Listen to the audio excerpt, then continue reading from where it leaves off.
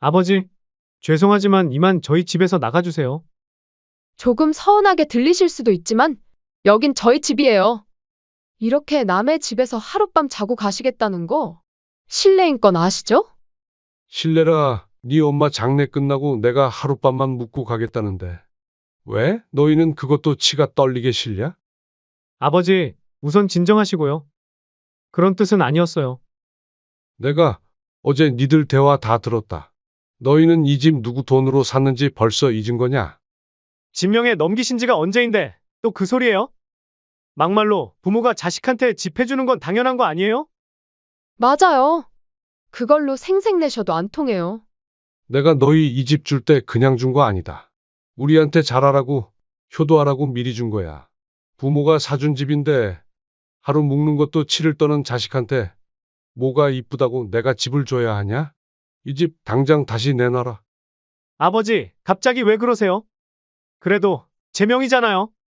이미 주신 건데 이제 와서 마음대로 그러시면 안 되죠. 명의? 이 집이 내 능력으로 산 거라도 되는 줄 아는구나.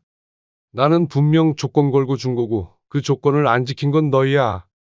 그러니 계약 파기다. 내가 법적으로든 해서든 이 집 되찾을 거니 그리 알아라. 안녕하세요. 이 사연의 주인공은 74세 박춘복 씨입니다. 박 씨는 젊었을 적 서울 을지로 기계 공장에서 일했습니다. 쇳소리 요란한 조립 라인에서 눈썹 끝에 쇳가루를 묻히며 하루 12시간씩 버텼습니다. 박 씨는 가방끈은 짧았지만 끈기와 책임감만큼은 누구보다도 강한 가장이었습니다. 그 무게를 함께 짊어진 사람은 아내 해숙이었습니다. 72세인 아내는 젊은 시절 버스 종점 근처에서 매일 새벽 5시 찬물로 떡을 불리고 어묵 육수를 우리며 포장마차를 20년 넘게 운영했습니다. 손가락 끝이 갈라지고 등이 굽어도 그녀는 단 하루도 가게 문을 닫지 않았죠. 그 이유는 바로 하나뿐인 외아들 동진이 때문이었습니다. 올해 44세가 된 아들 동진이는 부부가 평생을 바쳐 키운 자식이었습니다. 남들이 기념일마다 레스토랑에 가는 동안 박 씨 부부는 제대로 된 외식 한 번 없이 살아왔습니다. 그 돈으로 아들의 학원비에나 보태는 게 더 낫다고 생각했죠. 우리가 고생하는 건 괜찮아. 아들이 남들처럼만 잘 살 수만 있다면 그걸로 된 거지. 아내는 그렇게 말하며 손에 물집이 터져도 웃었습니다. 박 씨 역시 하루 종일 일을 하고 돌아와도 아들의 자는 모습을 바라보며 웃음을 지었죠. 그 덕분일까요? 아들은 비교적 평탄한 길을 걸었습니다. 서울에 있는 사립대학을 나와 지금은 서울시 산하의 7급 공무원에 합격해 일을 하고 있습니다. 어느 날 아들은 고등학교 행정실에서 계약직으로 일하고 있는 여자친구 혜진이를 데리고 집에 인사를 왔습니다. 안녕하세요. 아버님, 어머님, 동진 씨에게 얘기 많이 들었습니다. 처음 만났을 때 혜진이는 인사는 공손했고 눈도 잘 마주쳤습니다. 무뚝뚝한 박 씨였지만 며느리가 정중하게 인사하자 고개를 끄덕이며 마음에 들어 했습니다. 몇 달 뒤 결혼 날짜가 잡히고 아들이 조심스럽게 박 씨 부부 앞에 앉았습니다. 평소보다 표정이 진지했고 무언가 말하려는 듯 입술을 달싹였죠. 아버지, 결혼도 하고 나면 아무래도 제대로 된 집이 필요한데. 공무원 월급으로는 10년을 모아도 서울에 방 한 칸 사기도 어려운 세상이잖아요. 좀 도와주시면 안 될까요? 곁에 있던 며느리도 슬그머니 말을 얹었습니다. 어머님, 요즘 집값도 계속 오르잖아요. 빨리 살수록 좋죠. 그리고 나중에 애도 생길 텐데. 좁은 데서 시작하면 아마 애도 많이 힘들어할걸요? 자식이라는 단어에 아내의 표정이 살짝 흔들리는 것이 박 씨는 보였습니다.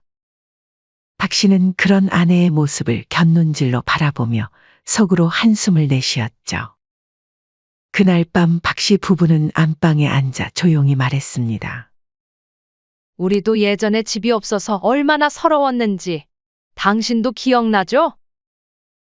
박 씨도 신혼 초 월세방을 전전하며 눈치 보던 그 시절이 떠올랐습니다.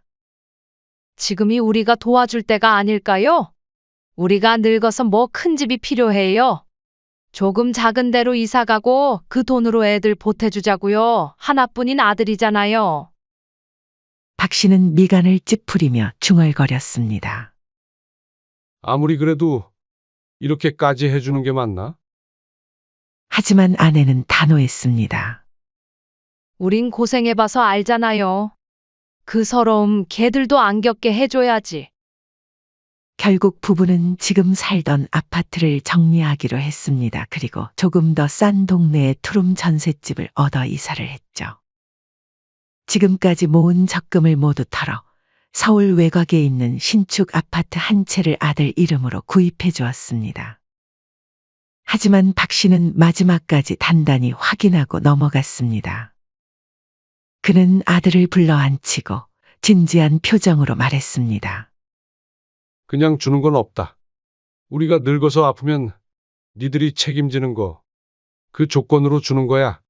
말로만 효도할 생각하지 마라. 그래서 작성된 것이 바로 조건부 증여 계약서였습니다. 내용은 명확했죠.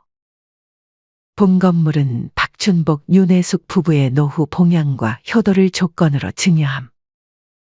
아들은 계약서를 받아들고 얼굴을 살짝 찌푸렸습니다. 그런 걸 꼭 써야 해요? 가족끼리인데. 그러자 박 씨는 곧장 받아쳤습니다. 가족끼리라도 확실히 해야지. 우리도 평생 모은 재산을 다 주는 건데 이 정도 말도 못하냐? 너희야 아직 젊어서 괜찮지만 우리는 다르다. 그 대화를 듣고 있던 며느리가 옆에서 웃으며 말했습니다. 그래, 오빠 집 주신다잖아. 그냥 도장 찍고 끝내자. 아들은 고개를 천천히 끄덕였고 그렇게 해서 계약서는 작성됐습니다. 박 씨는 그 순간 마음 한켠에서 불안한 기분이 스쳤지만 곧 그 생각을 떨쳐냈죠. 며칠 뒤 아들과 며느리는 새 아파트에 입주했습니다. 신혼 살림을 시작한 그들의 얼굴은 한껏 밝아 보였습니다. 박 씨와 아내는 아파트 단지 앞에서 찍힌 두 사람의 사진을 바라보며 작게 미소를 지었습니다. 우리 손주도 곧 보겠네요, 여보. 참 잘했다 싶어. 아내의 말에 박 씨도 고개를 끄덕였습니다. 그날만큼은 그들 부부도 모든 희생이 헛되지 않았다고 믿고 있었죠. 자식들이 행복하면 그것으로 충분했으니까요. 그때만 해도 자신들의 선택이 어떤 결과를 가져올지 박 씨 부부는 몰랐습니다. 아파트를 사주고 아들 부부가 입주한 지 몇 달이 지났습니다. 처음엔 종종 전화가 오고 한번 신혼집 놀러 오라는 연락도 있었죠. 하지만 집 명의가 완전히 아들의 것이 되자 연락은 서서히 끊기기 시작했습니다. 박 씨는 그런 변화를 몸소 느끼면서도 아들 부부에게 내색하지 않았습니다. 명절 전날 저녁, 아내는 며칠째 속이 더부룩하고 자주 어지러웠음에도 조용히 시장을 다녀왔습니다. 떡갈비에 동그랑땡, 전을 부치기 위해 이틀 전부터 준비를 시작했습니다. 이번엔 동진이 좋아하는 동그랑땡을 좀 많이 하려고요. 오랜만에 집에 오는 거니까. 아내는 그렇게 말하며 평소보다 2배는 많은 재료를 사왔습니다. 박 씨는 그런 아내의 모습을 보며 마음이 짠했습니다. 몸이 아픈데도 자식들을 위해 애쓰는 모습이 한편으로는 걱정스러웠죠. 하지만 정작 명절 당일 아들 부부는 오지 않았습니다. 심지어 전화도 없었고 문자 한 통이 오후 늦게 왔습니다. 엄마, 죄송해요. 아내가 몸이 좀 안 좋아서요. 다음에 따로 찾아뵐게요. 그 짧은 문자를 받은 아내의 표정이 순간 굳어졌지만 곧 억지로라도 미소를 지으며 박 씨에게 말했죠. 애들이 몸이 안 좋다네요. 어쩔 수 없죠. 그 아들의 문자 이후로 1년이 지나도 아들이 말하는 다음은 오지 않았습니다. 아내는 매일같이 휴대폰을 들여다보며 혹시나 하는 마음으로 기다렸지만 연락은 없었습니다. 박 씨는 그런 아내를 보며 가슴이 답답했지만 뭐라고 위로의 말을 해줘야 할지 몰랐죠. 어느 날 아내는 만든 김치를 몇 통 싸서 아들네 아파트 앞에 갔습니다. 박 씨는 그런 아내를 말렸지만 아내는 고집을 부렸죠. 그래도 김치는 줘야지. 며느리가 김치 담글 줄 모른다고 했잖아요. 아내는 무거운 김치통을 들고 버스를 2번이나 갈아타며 아들 집으로 향했습니다. 인터폰을 누르니 며느리의 목소리가 흘렀습니다. 네, 누구세요? 나야, 혜진아. 문 좀 열어주렴. 짐이 많아서 좀 힘들구나. 아, 어머님이시구나. 지금 좀 집이 좀 정리가 안 돼서요. 그냥 문 앞에 두고 가주세요. 문은 끝내 열리지 않았고 아내는 들고 간 김치통을 조심히 내려놓은 뒤 아파트 앞 벤치에 앉아 한참을 있다가 돌아왔습니다. 집에 돌아온 아내의 얼굴은 수심이 가득해 보였습니다. 박 씨는 그런 아내를 보며 가슴이 미어졌지만 다음엔 미리 연락하고 가라고 말할 수밖에 없었죠. 며칠 후 아들에게서 전화가 왔습니다. 그나마 그게 몇 달 만의 전화였습니다. 아버지, 잘 계시죠? 엄마가 김치 놓고 갔다며요.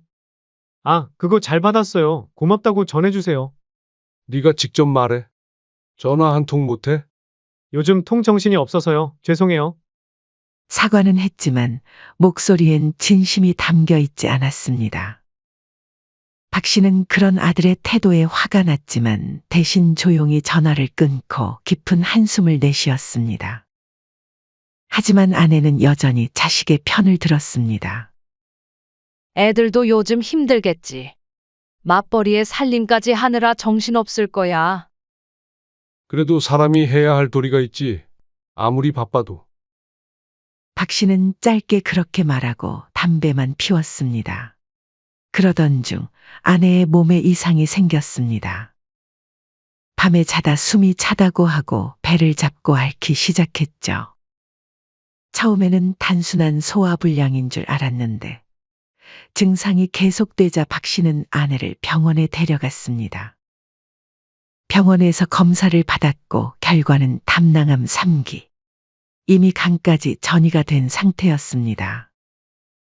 의사는 차가운 목소리로 말했습니다. 시간이 많지는 않으십니다. 항암 치료를 바로 시작하셔야 합니다. 그 말을 듣고 나오던 날 박 씨는 하늘이 무너지는 기분이었습니다. 평생을 함께한 아내가 이제 얼마 남지 않았다는 현실을 받아들이기 힘들었습니다. 그때부터 박 씨는 모든 일을 끊고 아내 병간호에 매달렸습니다. 왕복 2시간 거리의 병원을 오가며 항암 치료 일정을 챙기고 밤새 옆에서 간호했습니다. 도저히 오가는 게 어려워지자 병원 근처의 반지하 원룸을 구해 잠시 생활까지 했습니다. 아내가 조금이라도 더 볼 수 있다면 그것으로 충분했죠. 반면 아들과 며느리는 단 한 번도 병실의 얼굴을 비추지 않았습니다. 박 씨가 아들에게 아내의 병 소식을 알렸을 때 아들의 반응은 시큰둥했죠. 처음 몇 번은 프로젝트가 바쁘다고 했고 그 다음부터는 전화도 잘 받지 않았습니다. 엄마, 잘 지내시죠? 몸은 좀 괜찮으세요? 이번에도 바빠서 못 갈 것 같아요. 죄송해요. 박 씨는 그런 아들의 태도에 분노했지만 아내가 더 상처받을까 내색하지 않았습니다. 그런데 어느 날 병실에 뜻밖의 손님이 찾아왔습니다. 바로 며느리였습니다. 어머님 괜찮으세요? 아, 혜진이 왔니? 고맙다. 여기까지. 아내는 며느리가 찾아온 것만으로도 기뻐했습니다. 하지만 그 뒤에 이어진 며느리의 말은 시어머니에 대한 걱정이 아닌 전혀 뜻밖의 말이었습니다. 어머님, 다름이 아니라 돈 좀 빌려주실 수 있을까요? 순간 아내의 표정이 당황스럽게 변했죠. 사실 저희도 요즘 좀 많이 힘들어요. 남편도 말은 못했겠지만 요즘 회사 일도 불안정하고 남편이 요즘 잠도 잘 못 자고 계속 어머님 이야기만 해요. 순간 아들의 이야기가 나오자 아내의 표정이 잠시 흔들렸습니다. 혜진아, 동진이가 요즘 많이 힘든 거니? 바로 그때 잠깐 화장실에 다녀오던 박 씨가 병실 문을 열고 들어왔습니다. 그리고 며느리와 아내의 대화를 듣고 있던 박 씨의 얼굴이 점점 굳어졌죠. 박 씨는 참을 수 없었습니다. 며느라, 지금 아픈 사람 앞에서 한다는 소리가 돈 빌려달라 그거냐? 며느리가 당황한 듯 자리에서 일어났습니다. 아버님, 그게 아니라 그만큼 상황이 급해서 부탁드린 건데 너무 그렇게 말씀하시지 마세요. 네가 지금 무슨 말을 하는 줄은 아냐? 병실에서 돈 얘기 꺼내면서 동진이 이름을 들먹여? 너가 집사람이 아들 얘기에 약한 거 알고 일부러 그러는 거 다 안다. 며느리는 더 말하지 않고 머리를 툭 숙인 채 병실을 빠져나갔습니다. 그날 밤 박 씨는 아들에게 전화를 걸었습니다. 그리고 화가 난 목소리로 말했죠. 며느리가 병실 와서 돈 이야기를 하더라. 아, 너도 그딴 생각하고 있었냐? 넌 엄마가 지금 어디가 아픈지는 알긴 하냐? 죄송해요. 제가 나중에 갈게요. 하지만 그 나중은 결국 오지 않았습니다. 아들은 핑계만 대고 끝내 어머니의 병실을 찾지 않았죠. 박 씨는 그런 아들에게 절망했습니다. 아내의 숨이 거칠어졌고 의사는 곧 마지막이 올지 모른다고 말했습니다. 박 씨는 아내의 손을 꼭 잡고 귓가에 속삭였습니다. 조금만 더 버텨, 혜수가. 동진이 곧 올 거야. 아들 얼굴은 봐야지. 하지만 아내는 끝내 아들의 얼굴을 보지 못한 채 그날 새벽 조용히 숨을 거두었습니다. 이렇게 가면 나는 어떻게 살아야 하냐, 혜수가. 병실 안엔 그녀의 빈자리가 무겁게 드리웠습니다. 평생을 함께한 동반자를 잃은 박 씨의 슬픔은 말로 표현할 수 없었죠. 아들은 해가 완전히 뜬 오전에야 병원에 도착했습니다. 하지만 병실은 이미 정리된 이후였습니다. 아들은 그제야 후회하는 듯한 표정을 지었지만 이미 늦었습니다. 장례식은 조용히 치러졌고 그 자리에서도 부자는 서로 눈도 마주치지 않았습니다. 그날 이후 두 사람 사이엔 단 한마디 대화도 오가지 않았습니다. 박 씨는 장례식장에서 돌아온 뒤 며칠 동안 빈 집에 혼자 앉아 있었습니다. 아내의 장례를 치른 지 보름 정도 지났습니다.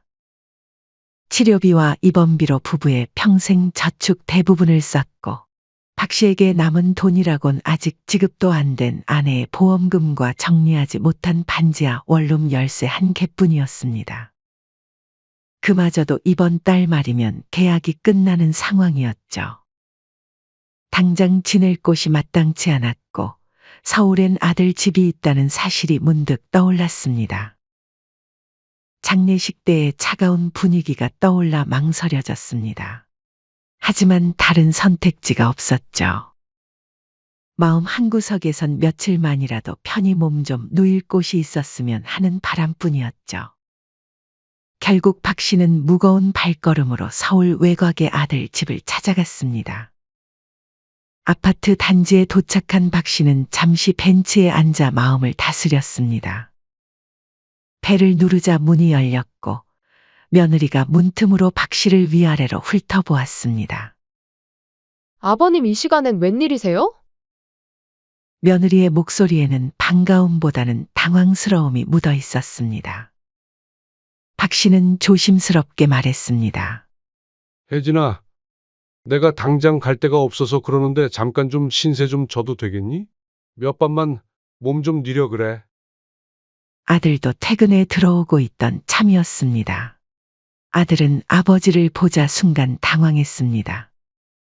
부부는 잠시 눈치를 주고받더니 며느리가 먼저 말했습니다. 잠깐 지내시는 거면 아버님 친구분이나 친척분 계신 데는 없으세요? 아니면 요즘 모텔도 괜찮고 고시원도 잘 돼 있더라고요. 그 말을 들은 박 씨의 가슴이 철렁했습니다. 아내의 장례를 치른 지 보름도 안 된 상황에서 아들의 집에서 며칠 지내겠다는 것도 이렇게 거절당할 줄은 몰랐죠. 그래도 하룻밤만 재워다오. 내일 다른 곳 알아볼게. 그래도 아들 집에서 겨우 며칠 지내겠다는 말도 이렇게 핀잔으로 돌아오자 가슴이 뻐근해졌습니다.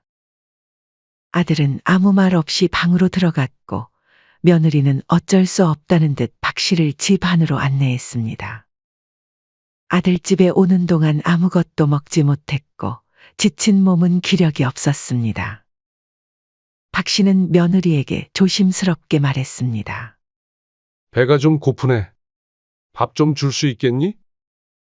며느리는 씻던 손을 툭 털며 말했습니다. 지금 밥솥에 밥은 없고요. 라면은 있으니까 끓여드릴게요. 마침 김치는 있거든요. 라면이 끓는 냄비 소리, 김치통이 열리는 소리가 이어졌습니다. 며느리는 대충 끓인 라면을 그릇에 담아 박 씨 앞에 놓았습니다. 그릇을 받아든 박 씨는 한 숟가락 떠서 입에 넣어보고는 말했습니다. 밀가루는 소화가 잘 안 돼서 혹시 밥은 없니? 며느리는 짜증스럽다는 표정을 숨기지 못하며 그제야 냉동실에서 찬밥을 꺼내 데웠습니다. 전자레인지에서 나온 밥은 딱딱했지만 박 씨는 조용히 밥 한 덩이에 라면 국물을 말아 그릇을 비웠습니다. 잘 먹었다.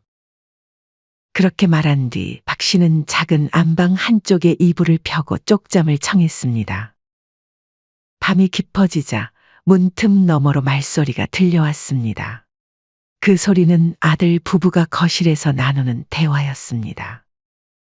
나 진짜 너무 불편해. 이게 뭐야? 우리 신혼인데 왜 굳이 여기까지 오시게 해? 며느리의 목소리는 짜증으로 가득했습니다. 당신이 조금만 참아. 지금 아버지도 힘드시니까. 이제 어머님도 안 계시잖아. 설마 아버님이 여기 계속 사시려는 건 아니지? 은근슬쩍 빌붙으려는 속셈 아니냐고. 솔직히 아버님이랑 같이 살면 답 없어. 박 씨의 가슴이 철렁 내려앉았습니다. 이내 아들은 망설이듯 말했습니다. 그래, 아버지랑 같이 지내는 건 현실적으로 무리지. 내일 아침에 조용히 말씀드리자. 나가달라고. 그 말에 며느리는 웃으며 고개를 끄덕였습니다. 그래, 그게 낫겠어. 아무래도 서로 불편하잖아. 박 씨는 천장을 보며 이 집을 사주던 날의 일을 떠올렸습니다. 그 당시 박 씨의 아내는 기뻐하며 말했었죠. 우리가 이렇게 해주면 동진이도 고마워할 거야. 나중에 우리 늙으면 잘해줄 거고. 부동산에서 계약서를 쓸 때 아들도 감격해하며 말했었죠. 아버지, 어머니, 정말 고맙습니다. 평생 잊지 않을게요. 나중에 꼭 보답할게요. 하지만 현실은 부모가 자식 집에 하룻밤 묵는 것도 끔찍히 싫다는 아들과 며느리. 그리고 쫓겨나듯 내몰리는 자신의 현실이 비참하게 느껴졌습니다. 박 씨는 그날 밤 한잠도 이루지 못했습니다. 아침이 밝자 아들은 작은 봉투를 건넸습니다. 아버지, 여기 30만 원 들어있어요. 근처 고시원 한 달 치는 될 거예요. 죄송하지만 이만 저희 집에서 나가주세요. 조금 서운하게 들리실 수도 있지만 여긴 저희 집이에요. 이렇게 남의 집에서 하룻밤 자고 가시겠다는 거 실례인 건 아시죠? 마치 자신들이 큰 호의를 베푸는 것처럼 말하는 아들의 모습에 박 씨는 어이가 없었습니다. 뒤에서 며느리는 눈만 껌벅거리고 있었습니다. 마치 자신의 행동이 아무 잘못도 없다는 듯이 오히려 당당하다는 표정이었죠. 그 순간 박 씨는 더는 참지 않았습니다. 실례라. 네 엄마 장례 끝나고 내가 하룻밤만 묵고 가겠다는데. 왜? 너희는 그것도 치가 떨리게 싫냐? 박 씨의 목소리는 조용했지만 분노로 떨리고 있었습니다. 아들이 당황해 말했습니다. 아버지, 우선 진정하시고요. 그런 뜻은 아니었어요. 내가 어제 니들 대화 다 들었다. 너희는 이 집 누구 돈으로 샀는지 벌써 잊은 거냐? 박 씨가 자신들의 대화를 모두 들었다는 사실에 아들과 며느리의 얼굴이 순간 굳어졌습니다. 짐승도 고마운 줄은 안다. 근데 사람이 그러면 안 되지. 진명에 넘기신 지가 언제인데 또 그 소리예요? 막말로 부모가 자식한테 집 해주는 건 당연한 거 아니에요? 맞아요.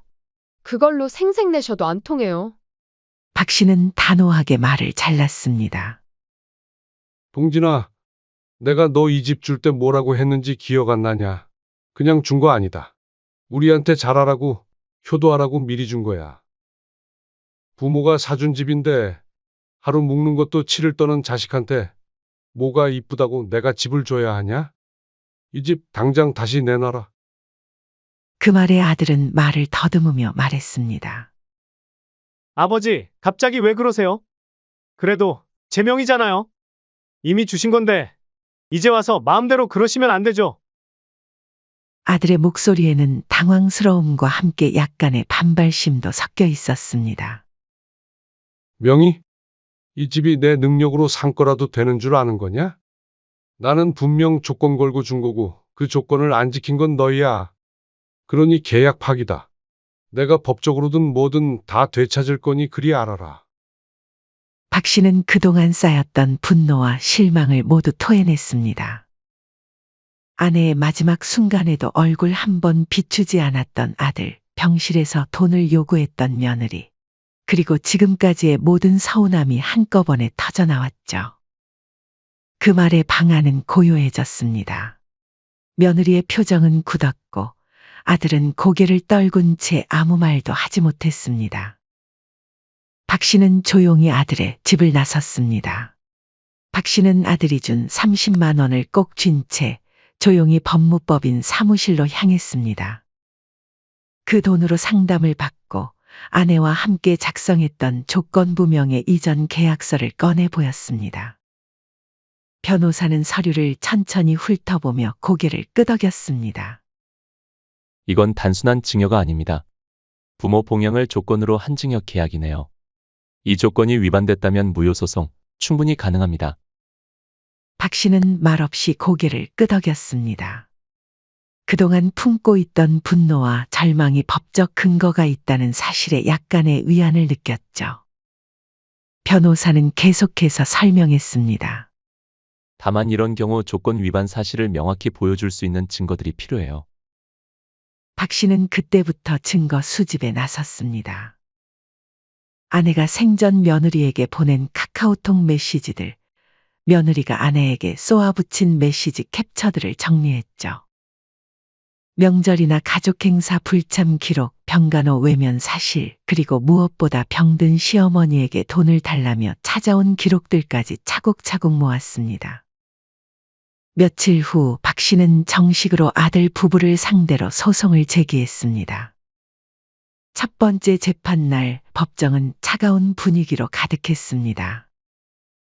아들과 며느리는 변호사와 함께 나타났고 박 씨도 자신의 변호사와 나란히 앉았습니다. 아들 부부 측 변호사는 자신들의 명의임을 주장하며 목소리를 높였습니다. 이미 정당하게 증여받은 부동산이며 명예 이전도 완료된 상태입니다. 단지 부모의 마음이 상했다는 이유 하나로 일방적인 증여 취소는 불가능합니다. 하지만 박 씨는 담담하게 그간의 증거들을 제출했습니다. 아내가 생전 며느리에게 보낸 안부 메시지에 대한 차가운 답장들, 명절 불참 통보 메시지. 그리고 무엇보다 결정적이었던 것은 아내의 장례식 후 아들과 며느리의 대화였습니다. 박 씨는 그날 밤 아들 부부의 대화를 녹음한 파일도 제출했습니다. 어머님도 돌아가셨고 설마 아버님이 여기 계속 사시려는 건 아니죠? 은근슬쩍 빌붙으려는 속셈 아니에요? 그 녹음 파일이 법정에 울려 퍼졌을 때 아들은 고개를 떨구었고 며느리는 얼굴이 창백해졌습니다. 판사도 심각한 표정으로 서류들을 검토했고 아들은 변명을 늘어놓았습니다. 저희도 경제적으로 힘들었어요. 회사 일도 바빠서 자주 찾아뵙지 못한 건 사실이지만 일부러 소홀히 한 건 아니었습니다. 하지만 판사는 엄숙한 목소리로 판결을 내렸습니다. 자식은 증여받은 부동산에 거주하면서도 증여자인 부모에 대한 최소한의 도리도 다하지 않았습니다. 특히 어머니가 중병에 걸려 투병 중일 때도 외면했고 함께하지 않았습니다. 이는 조건부 증여를 완전히 위반한 것입니다. 따라서 증여는 무효이며 부동산은 아버지에게 돌려드려야 합니다. 결과는 아들 부부의 완전한 패소였습니다. 집 역시 박 씨에게 다시 돌아왔죠. 그날 오후 이삿짐 센터 트럭이 아파트 앞에 도착했습니다. 박 씨는 창문 너머로 그 모습을 조용히 지켜봤죠. 아들과 며느리는 멍한 표정으로 짐을 나르고 있었습니다. 박 씨는 그 광경을 보며 가슴이 먹먹해졌지만 후회하지는 않았습니다. 두 사람이 골목을 빠져나가는 모습을 창밖으로 보며 박 씨는 조용히 혼잣말을 했습니다. 니들이 나한테 어떻게 했는지 이제야 알겠지. 그 밤 박 씨는 오랜만에 편안한 잠을 잤습니다. 적어도 자신이 옳은 일을 했다는 확신은 있었기 때문이죠. 앞으로 어떤 일이 일어날지는 모르지만 더 이상 굽히지는 않겠다고 다짐했습니다. 보험금도 들어오고 집도 되찾은 박 씨는 더 이상 반지하가 아닌 햇볕 드는 거실에서 따뜻한 밥을 지어 먹으며 생활하기 시작했습니다. 낡아서 해진 옷들을 새로 사고 싸구려 라면과 찬밥 대신 신선한 재료로 제대로 된 식사를 차려 먹었죠. 몸에 좋다는 건강식품도 사서 챙겨 먹고 오랜만에 목욕탕에 가서 때를 밀며 몸과 마음의 피로를 풀기도 했습니다. 무엇보다 남의 눈치를 보지 않고 당당하게 살 수 있다는 것이 가장 큰 변화였죠. 이번 일로 돈 없는 부모의 처지는 서럽다는 말을 박 씨는 뼈저리게 깨달았습니다. 아들 부부가 자신을 대하는 태도가 달라진 것도 결국은 모두 돈 때문이었죠. 한편 아들과 며느리에게 들려오는 소식은 처참했습니다. 재판 과정이 알려지면서 직장에서도 소문이 퍼졌고 부모를 법정에서 상대로 한 불효자라는 낙인이 찍혔죠. 동료들과 지인들로부터 질타를 받았고 며느리 역시 주변 사람들의 차가운 시선을 견디기 어려워했습니다. 설상가상으로 이들은 그동안 모아놓은 돈도 거의 없이 살았기 때문에 급하게 구한 새 집은 박 씨가 가장 어려웠던 시절에 살았던 것과 똑같은 낡고 초라한 반지하였습니다. 습기가 차고 냄새가 나는 그 공간에서 아들 부부는 비로소 박 씨가 겪었던 고통을 똑같이 겪게 되었습니다. 2달쯤 지난 어느 날 아들과 며느리가 다시 찾아왔습니다. 박 씨는 인터폰 너머로 들려오는 아들의 목소리에 잠시 망설였지만 결국 문을 열어줬습니다. 아들은 많이 초라해진 모습이었습니다. 살도 빠지고 얼굴도 수척해 보였죠. 며느리 역시 예전의 당당함은 온데간데 없이 사라져 있었습니다. 아들은 울먹이며 말했습니다. 아버지 한 번만 용서해 주세요. 내가 너희에게 바라는 건 최소한의 예의였다. 너희는 그마저도 없었어. 아버지 꼭 그렇게까지 하셨어야 했어요? 저희가 잘못한 건 인정하지만 이렇게까지 하실 필요는 없었잖아요. 박 씨는 묵묵히 그들을 바라보다가 마침내 차분한 목소리로 말했습니다. 나한테는 떠난 너희 엄마를 그리워할 가족이 너희 둘뿐이었어. 나라고 이렇게 하는 게 좋았겠냐? 그동안 아비가 얼마나 참고 견뎠는지 너희는 상상도 못할 거다. 이번 일로 나도 자식 없는 셈 치고 연 끊고 내 인생 살련다. 더 이상 찾아오지도 연락하지도 마라. 그 말에 아들은 고개를 들지 못했고 며느리도 더는 반박하지 못했습니다. 박 씨는 더 이상 할 말이 없다는 듯 조용히 문을 닫았습니다. 그날 밤 조용한 거실에서 박 씨의 휴대폰이 계속 울렸습니다. 화면에는 수십 통의 부재 중 전화가 표시되어 있었고 모두 아들이었습니다. 하지만 박 씨는 전화를 받지 않았습니다. 아직은 받을 준비가 되지 않았다고 생각했죠. 박 씨는 아내의 사진 앞에 앉아 조용히 중얼거렸습니다. 여보, 내가 잘한 게 맞을까? 사진 속 아내는 그저 환한 미소를 짓고 있을 뿐이었습니다. 이런 상황에서 만약 당신이라면 날 잘했다며 다독여줬을까? 아니면 그래도 부모는 자식을 품어야 한다며 다그쳤을까? 이젠 곁에 없으니 물어볼 수가 없구려. 긴 침묵이 이어졌습니다. 거실 시계의 초침 소리만이 규칙적으로 들려올 뿐이었죠. 내가 아들 며느리와 연을 끄는 것이 정말 옳았을까? 아니면 그래도 한 번 더 기회를 줘야 하는 걸까? 여러분들 박 씨라면 어떤 선택을 하시겠습니까? 좋은 의견이 있다면 댓글로 남겨주세요. 사연은 여기까지였습니다. 구독과 좋아요, 댓글은 영상 제작에 큰 힘이 됩니다. 인생의 쉼표를 시청해 주셔서 감사합니다.